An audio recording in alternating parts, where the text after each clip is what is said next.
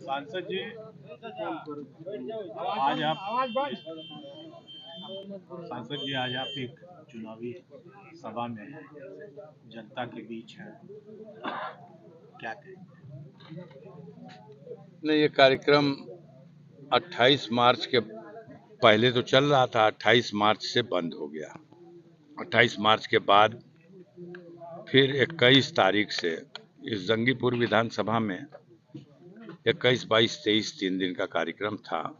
तो 21 तो हम लोग अपने कार्यालय के सभा कक्ष में ही रूटीन बैठक जो होती है पार्टी के पदाधिकारियों की, उनके साथ बैठक की है।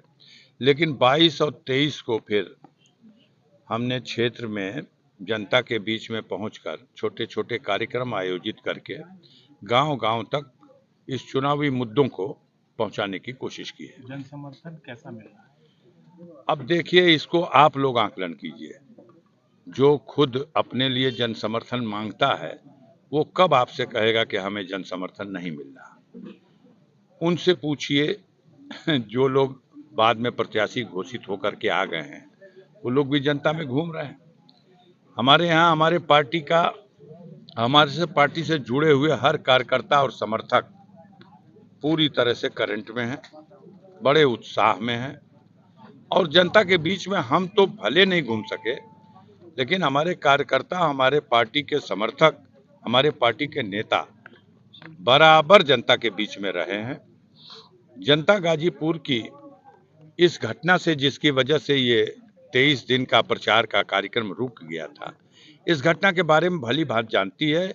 न सिर्फ गाजीपुर की जनता बल्कि पूरी पूर्वांचल की जनता जानती है। आप घूमिए, सर्वे कर लिए, आप वरिष्ठ पत्रकार हो। पूर्वांचल की हर सीट पर भारतीय जनता पार्टी को यह जो कुकर्म किया है इन्होंने, उसका खामियाजा भुगतना पड़ेगा। पूरे उत्तर प्रदेश में ये गूंज गया ये मामला कि ये लोग किस हद तक नीचे जा सकते हैं और एक ऐसे परिवार को, जिस परिवार के लोगों ने देश के स्वतंत्रता आंदोलन में योगदान दिया हो, कुर्बानियां दी हो, देश की सीमाओं पर बलिदान दिया हो, उनको किस तरह से पीछा करके झूठे मामलों में फंसा के, और हद हो गई कि जो व्यक्ति 18.5 साल से जेल में बंद है, कई मामलों में सरकार खुद छाती फुलाती है कि हमने बहुत मजबूत पैरवी करके सजा करा दिया, और आज उसको जेल में जहर दे करके खुद उसने अपने जीवित रहते आरोप लगाया, लिखित दिया, अदालत के सामने बयान दिया। मजिस्ट्रेट से जाके मिल लीजिए, आप तो नहीं पूछ पाएंगे, मजिस्ट्रेट की औकात है, लेकिन आएगा समय तो उस कोर्ट को भी बयान देना होगा। खुद मुख्तार ने कहा है कि मुझे जहर दिया गया है और इस जहर के असर से अगर मुझे तत्काल गंभीरता से इलाज नहीं कराया गया तो मेरे प्राण चले जाएंगे। और ये सरकार और जेल का प्रशासन और डॉक्टरों की मिली भगत से मेरी हत्या किए जाने का कुचक्र है, ताकि ब्रजेश सिंह और त्रिभुवन सिंह, जो सरकार के द्वारा पाले जा रहे दुर्दांत अपराधी, जो दाऊद इब्राहिम के फाइली हैं, इनको बचाया जा सके। सांसद जी, अभी बिसरा रिपोर्ट का आया है, जो न्यायिक जो जांच चल रही थी उसको, कि बिसरा रिपोर्ट में मतलब जहर नहीं आया है। पोस्टमार्टम रिपोर्ट किसने किया पोस्टमार्टम, और बिसरा किसने किया? घटना की एफआईआर किसने लिखाई? घटना की जांच कौन कर रहा है? जब सरकार खुद ही इन्वॉल्व है तो सरकार की इन एजेंसियों को थर थर कांप रहा था। डॉक्टर, जब मैं गया था मौत से 2 दिन पहले 26 तारीख को, वो अपना फोन नंबर मुझे नहीं दे सकता था। मैंने कहा फोन नंबर दे दो ताकि मैं खैरियत पूछ लूंगा, तो उसने कहा प्रतिबंधित किया गया है मुझको। मेडिकल कॉलेज का प्रिंसिपल मैंने मिलने की कोशिश की, आधा पौन घंटा रुका रहा, नहीं मिलने दिया गया मुझसे। बिसरा रिपोर्ट की जो जांच सौंपी गई है, ये इसकी रिपोर्ट देखिए, किसी भी जांच और किसी भी रिपोर्ट, एक जांच अखबार में आपके और आपके चैनलों पे ही सुना कि सुपरिटेंडेंट साहब सबका बयान ले रहे हैं और डॉक्टर का भी बयान ले रहे हैं। फिर एक जांच पता चला कि वहां के मजिस्ट्रेट साहब कर रहे हैं। मालूम हुआ कि ऐसी जांच कोई भी जो जुडिशियल कस्टडी में मौत होती है, चाहे बांदा में मुख्तार अंसारी की हुई हो या कहीं भी किसी तरह की हुई हो, उसकी मजिस्ट्रियल जांच होती है। फिर आप ही जांच बैठा दीजिए, आप ही मजिस्ट्रेटियल जांच, आप ही न्यायिक जांच। अगर कोई परिजन चाहे भी कि भाई इसका पोस्टमार्टम निष्पक्ष हो जाएगा, एम्स का डॉक्टर अगर इसका पोस्टमार्टम करेगा तो हमको भी संतोष हो जाएगा। क्या कारण है सरकार भागती है? क्या कारण है उस मांग को अस्वीकार कर दिया गया? क्या ऐसी चीज थी जो नहीं हो सकती थी? इसलिए कि गुनाह से पर्दा हट जाएगा। मैं बताया पहले भी और आज भी बता रहा हूं। देखिए, बिसरा में नाखून की जांच नहीं हुई है, पहली बात सुन लीजिए। आप जाके पूछ लीजिएगा, जो बिसरा रिपोर्ट आई है उसमें नाखून आया था कि नहीं। और जहर की जांच के लिए नाखून और बाल की जांच से यह साबित हो जाता है कि ये व्यक्ति जहर से मरा है या कोई और कारण रहा है। ये जांच में जो जांच बिसरे वालों को चाहिए थी वो नमूना भेजा ही नहीं गया। बिसरा जांच करने के लिए जहां भेजा गया वहां पदासीन अधिकारी को हटा के दूसरा पदासीन अधिकारी बैठाया गया। अपने गुनाह पर पर्दा डालना है, लिपापोती करना है। कहां गए छाती फुलाने वाले जो कल कहते थे कि मिट्टी में मिला देंगे, अब मिट्टी भी नसीब नहीं होगी? कहां गए? कहे यही परीक्षा की घड़ी है। 24 तारीख को उनकी औकात की परीक्षा होगी। देखिएगा, गाजीपुर नहीं पूरे पूर्वांचल की जनता मरमाहत है। जो गरीब समाज के लोग किसी भुलावे में, किसी बहकावे में, किसी अपनी जाति बिरादरी के नेता के उकसावे में भारतीय जनता पार्टी की तरफ सोच भी रहे थे, अब वो पूरा का पूरा समाज थूक रहा है। सर, एक बात आ रही है कि जो बिसरा जांच आई है, क्या इस पे आपको जो है संदेह है? हाँ, 200% बिसरा की जांच नहीं, उत्तर प्रदेश सरकार, योगी की सरकार, मोदी की सरकार की किसी जांच पर, किसी भी एजेंसी पर मुझे कोई भरोसा नहीं है। मैं न्यायिक जांच की मांग करूंगा तो सुप्रीम कोर्ट में करूंगा। माननीय सर्वोच्च न्यायालय में मुख्तार के बेटे ने याचिका कर रखी है। माननीय उच्च न्यायालय इलाहाबाद ने मुख्तार की पत्नी की याचिका पर ऑलरेडी आदेश दे रखा है और डीजीपी उत्तर प्रदेश को उसकी रिस्पांसिबिलिटी दी है कि मुख्तार के जीवन की रक्षा की जाए। मुख्तार के बेटे की याचिका पर सुप्रीम कोर्ट ने जवाब मांगा और उत्तर प्रदेश सरकार की तरफ से हलफनामा दाखिल करके उन्होंने जवाब दिया है कि उनके सुरक्षा का पुख्ता इंतजाम है। सुप्रीम कोर्ट ने आदेश किया है कि उनके इलाज के लिए माकूल से माकूल प्रबंध किया जाए, समीक्षा करके कोई कमी हो तो वो दूर किया जाए।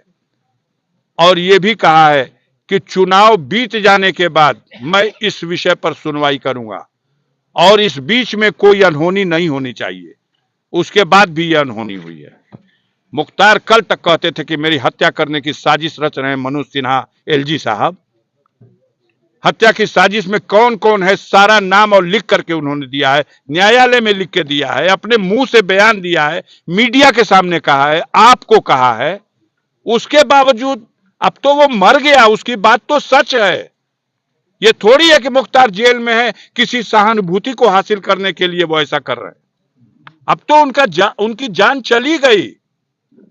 अब जो लोग इसे अपनी उपलब्धि मान रहे थे, मैंने मिट्टी में मिला दिया और मैं मिट्टी नहीं देने दूंगा, अब उनको कहिए कि देखिए जनता जग चुकी है, अब आप अपनी सरकार बचाइए। इस चुनाव में सफाया होने जा रहा मोदी की सरकार का। अब मोदी की सरकार के सफाए के साथ ही साथ योगी की सरकार का भी सफाया होगा। सर, आपका मुकदमा हाईकोर्ट में पड़ा हुआ है जिसमें 2 मई को डेट है और इसमें एक अटकलें लगाई जा रही हैं बड़ा तेजी से। मैं कह रहा हूं कि आप सुनिए पहले बात। अटकल पर सवाल, आपकी अटकल नहीं। आप कहिए किसी की योजना यह है कि आपको वहां से सजा कराई जाएगी, तो साफ कहिए ना कि आपको मालूम हो गया है। हम तो नहीं ज्योतिष शास्त्र जानते, हम तो ये जानते हैं कि हमारे विरुद्ध षड्यंत्र करके गाजीपुर के न्यायालय से जो सजा की गई थी, कराई गई थी, हमने उस सजा के लिए अपील दाखिल की हाई कोर्ट में। माननीय उच्च न्यायालय ने मेरी अपील को सुनवाई के लिए स्वीकार किया, मुझे जमानत भी दिया। मैं सुप्रीम कोर्ट गया इसलिए कि उस सजा को सस्पेंड कर दिया जाए, उस सजा के आदेश को तब तक सस्पेंड किया जाए जब तक कि मेरी अपील का निस्तारण न हो जाए। माननीय सर्वोच्च न्यायालय ने, गाजीपुर के न्यायालय ने जो अफजाल अंसारी को 4 साल की सजा का आदेश दिया था, उस आदेश को ही सस्पेंड कर दिया और हमारी अपील के निस्तारण के लिए माननीय उच्च न्यायालय को तिथि निर्धारित कर दी, 30 जून तक इसका निस्तारण करिए। तो हम तो वहां हैं, हमारी तो अपील है वहां, हमारा वकील है वहां। अब तो हमें लगता है क्या, अब अदालत के फैसलों में भी लगता है पता चलेगा। हाई कोर्ट है भैया, ये हाई कोर्ट है, ये अनुमान से पता चलेगा। आप अनुमान लगा सकते हैं, सरकार अनुमान लगा सकती है। हम तो अपने देश की निष्पक्ष न्याय प्रणाली पर गर्व करते हैं और हम सर्वोच्च भरोसे योग्य आज भी देश की न्यायपालिका को अपना अंतिम विश्वास की जगह मानते हैं। अटकलें लग रही हैं कि अब फिर अटकल के बाद आज ही छोड़ो, हमारा टिकट कट जाएगा, ये तो माननीय अखिलेश यादव जी को तय करना है। आपकी सिफारिश पे नहीं मिला था मुझको, माननीय अखिलेश यादव और उनकी पार्टी ने हमको टिकट दे दिया। उनका टिकट काटने का पावर आप काट देंगे, अखिलेश यादव का टिकट तो बात और है। नहीं तो सपा मुखिया तो हमको टिकट भी दिए और हमको जिताने भी आएंगे। अब आपको बेचैनी है, आपसे मतलब गोदी मीडिया को और हमारे विपक्षियों को ये बेचैनी है कि भाई इनका नाम नहीं हटेगा तो ये पूर्वांचल की लड़ाई खराब हो रही है। मरवा दीजिए गोली हमको भी, अब हमको जहर देना तो मुश्किल है, हमको गोली मरवा दीजिए, हमारी भी कुछ व्यवस्था करा दीजिए। लेकिन याद रखिए, पाप का घड़ा भर चुका है। एक मुख्तार मर गया, हजारों हजार लाखों मुख्तार अपने मन में संकल्प ले लिए हैं कि इस पापी सरकार को हटाना और बदलना है। दिख नहीं रहा और बात है, मुख्तार के जीवित रहते उसके पक्ष में इतना समर्थन है, इसकी कभी कल्पना आपने नहीं की होगी और आपकी आंखों ने भी देखा है, आपके कैमरों ने भी कैद किया है। मुख्तार की मौत के बाद उसकी असलियत क्या थी, उसकी हकीकत क्या थी, जनता के दिलों में उसकी कदर क्या थी। और आज भी गांव-गांव में जाके पूछ लीजिए, लोग भावुक हो जाते हैं, रोने लगते हैं। हमें अपने को नियंत्रण करने में मुश्किल होने लगती है। तो भैया इनको कयास लगाने दीजिए। एक को बार ना पूछिएगा कि कैंडिडेट कौन आया, एक को बार ना बताइएगा कि उस कैंडिडेट की पैरवी करने आज कौन आ रहा। इस पे सवाल नहीं बनना। आजकल सारा मीडिया होना चाहिए था, एलजी साहब आए हुए हैं, उनके आगे पीछे जाना चाहिए था, पूछना चाहिए था। आपका एलजी साहब का जो गाजीपुर आ रहे हैं, तो इसको आप क्या किस नजर से देख? अरे हम इसी नजर से देख रहे हैं। विधानसभा में 21 दिन यहाँ रह गए, 7 विधानसभा में घूमते रह गए, कोई देवी देवता बचा नहीं। लेकिन देवी देवता भी जानते हैं कि कौन ठगने आ रहा, और ऐसा ठगने गए थे कि उसके बाद वो देवी देवता ने ऐसा आशीर्वाद दिया कि साथ में बोहनी भी नहीं हुई। 7 टिकट इनका था और साथ में एक आदमी नहीं जिता सके। आज 40 साल हो गया, गाजीपुर की धरती पर कम से कम तो भारतीय जनता पार्टी की कुंडली मनोज सिन्हा और सिर्फ मनोज सिन्हा, उसके बाहर तो कुछ है नहीं। इस बार लग रहा था बाहर हो जाएगा, तो इस बार भी उन्होंने अपने भक्त को बैठा दिया। अब आप गाइए, ये बहुत बड़े शिक्षक हैं, पूरे क्षेत्र की जनता गा रही है कि कहां स्कूल बना है। कागज दे दें आपको, पोखरे की जमीन है श्रेणी 32 की सुरक्षित, पारसराय जो आए हैं, भीटे की जमीन है, श्रेणी 32 की सुरक्षित जमीन है और सरकार की मशीनरी प्रस्ताव दे रही है कि इसका बदलान कर दिया जाए। श्रेणी 32 की जमीन का कैसा बदलान, मैटर हाई कोर्ट तक पहुंच गया है। पता कर लीजिए गाजीपुर की बदनामी का कौन है सबसे बड़ा टीका। गाजीपुर को कहा जाता है कि नकल के लिए मशहूर है पूरे उत्तर प्रदेश में। कौन है नकल माफिया, कौन है सेंटर देता है और दिलाता है और कटवाता है, पैसा लेकर के नेपाल और भूटान तक दूसरे प्रांत नहीं दूसरे देश के लोगों को भी बुला करके परीक्षा कराता है। कौन है? जनता के बीच में आ गए हैं, औकात नाप देगी जनता। आए हैं पैरवी करने के लिए बहाना तो कोई होइबे करेगा।